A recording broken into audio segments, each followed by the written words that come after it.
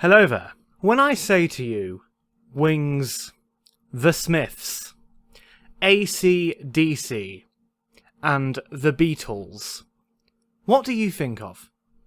Do you think of the pair of organs that enable a bird to fly?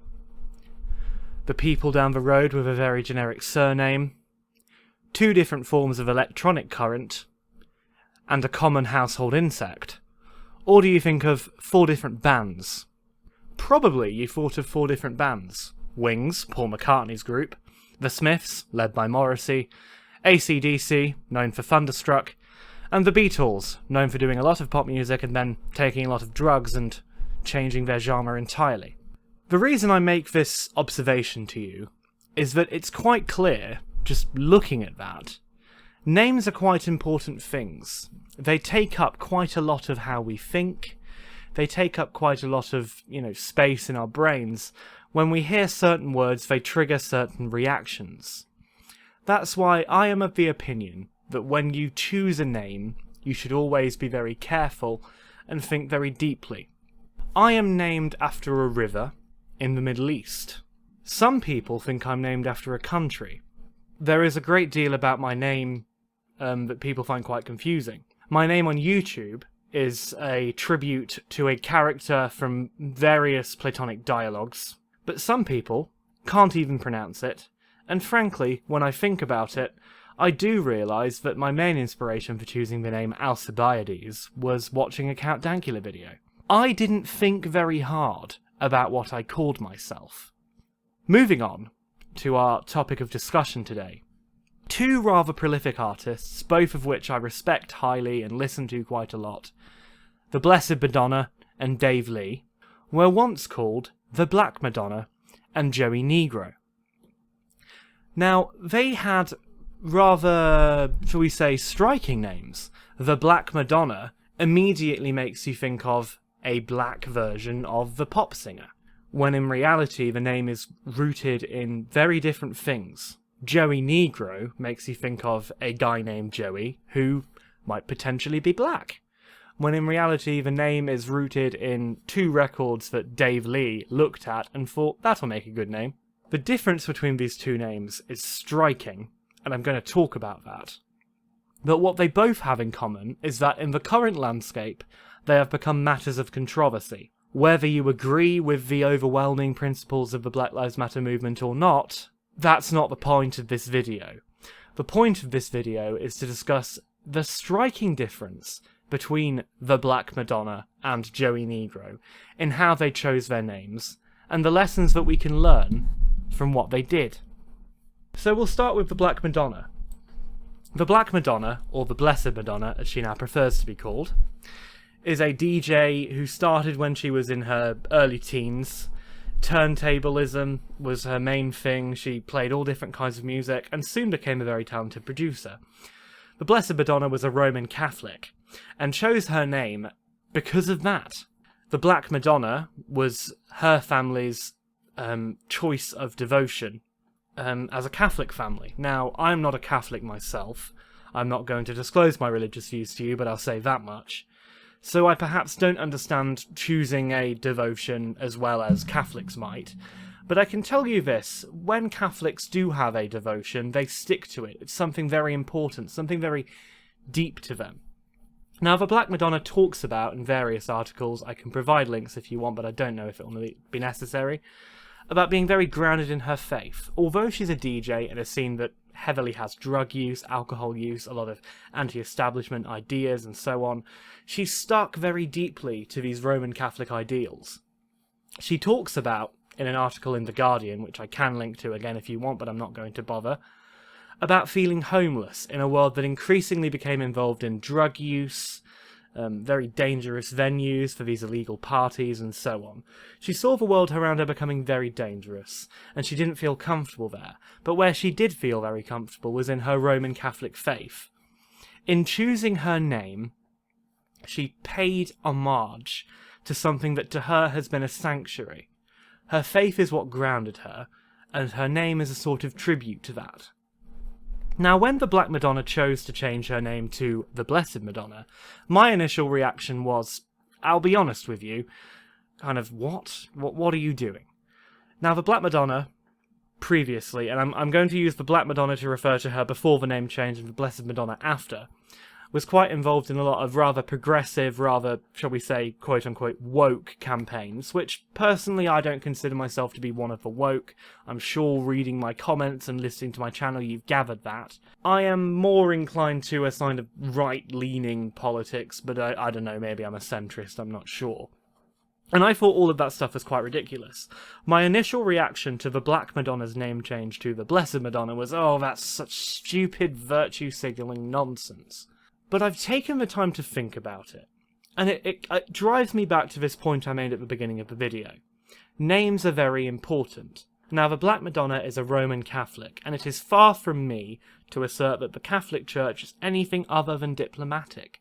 Diplomacy, getting on with other human beings whether you like them or not, is a fundamental principle in the Catholic faith, as far as I'm aware and as far as what I've read. Her name change to the Blessed Madonna is a very Catholic step. It makes a lot of sense, and in a way, it's moving with the times.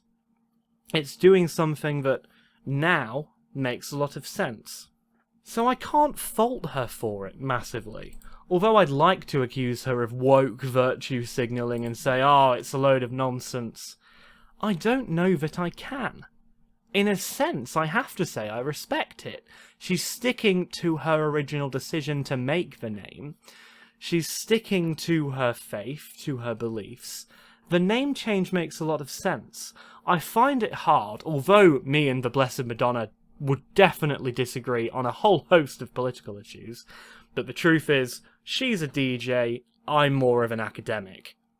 And those are two very different things, both very respectable. One should not be pitted against the other, but of course the two are going to have very different opinions. So to me, having reflected upon it, it makes a lot of sense. Now we can move on to Dave Lee, or as he was formerly known, Joey Negro. His name initially was based on, and this is the story he tells himself, looking at two records next to him as he was producing a track, one being Pal Joey, and the other being Walter J. Negro. And he took Joey from Pal Joey and Negro from Walter J. Negro and shoved the two together. Now, Joey Negro is a much older man than the Blessed Madonna is a woman. He's lived through a lot more, he's much more experienced, and we can credit him for that.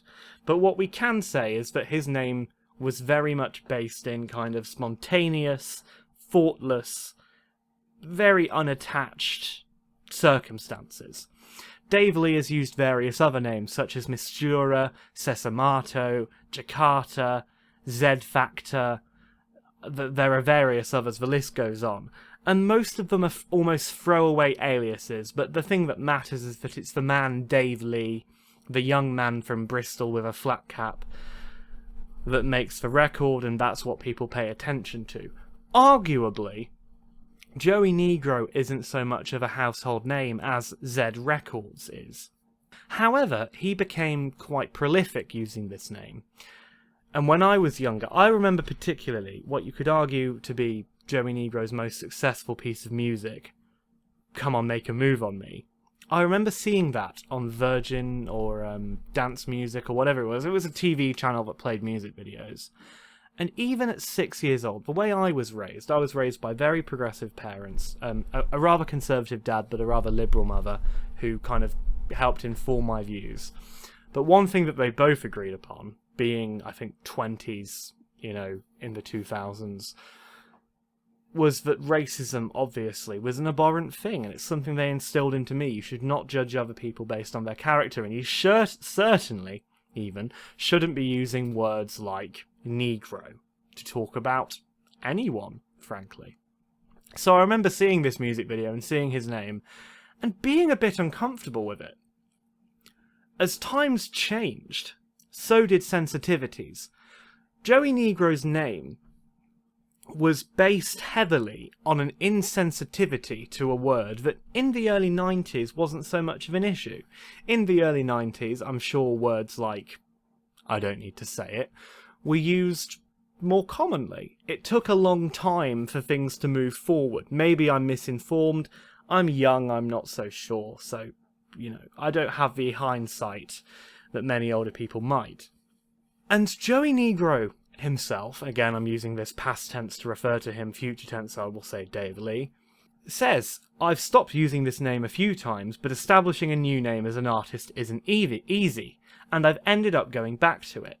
Doesn't that show how important names are, and how much one should think of them? Perhaps it isn't quite appropriate to look at 2 records next to you and think, Joey Negro, completely discarding the rather racist roots of a word like Negro. Unless you're Spanish, it's not really a word you use very often, especially not when referring to, I personally just say black people. But he says, in an interview with NME, my whole life has been about music, but particularly black music. He goes on, I love soul, funk, disco, jazz, in a way that's impossible for me to articulate in words, and I've tried to champion it with the best intentions. Please be aware the changes are not instant everywhere. Things take time. Names take time. Now, maybe I am young and inexperienced and attitudes were different 20 years ago. Okay? Maybe the word Negro wasn't so heavy and charged as it is now. But I still think someone like Dave Lee, who is especially liberal and especially progressive, could look at that word and think, no. You see, the difference between the Blessed Madonna and Dave Lee is that one person chose a name deeply rooted, deeply in them, something that meant a lot to them, and another chose a name spontaneously. Perhaps the lesson we can learn here is that names are very important. I'll leave you with this simple anecdote. There's a rather successful producer called Marky Hawks, who is now on Spotify going by Mark Hawkins. All of his previous music has had the name changed from Marky Hawks to Mark Hawkins. It's an interesting move. I don't think anyone was accusing Marky Hawks of cultural appropriation, especially considering that he's German and that this rather European-sounding name is perhaps closer to his roots than someone like Dave Lee or Maria Stamper. But in his Residence Advisor description, he gives a biography, and his biography is very simple. Just listen to the music. His argument here seems implicitly that names aren't terribly important. His name doesn't matter that much, his history doesn't matter that much, but the music is what's important. I'd beg to disagree. When you name yourself, and you then become successful using that name, it's important to consider what kind of name you're using, to think very carefully about it, and not to make rash decisions. Maria Stamper, or the Blessed Madonna, her name changed as a natural progression of her Catholic instincts. Joey Negro, or Dave Lee, simply looked at 2 records and thought, that'll do.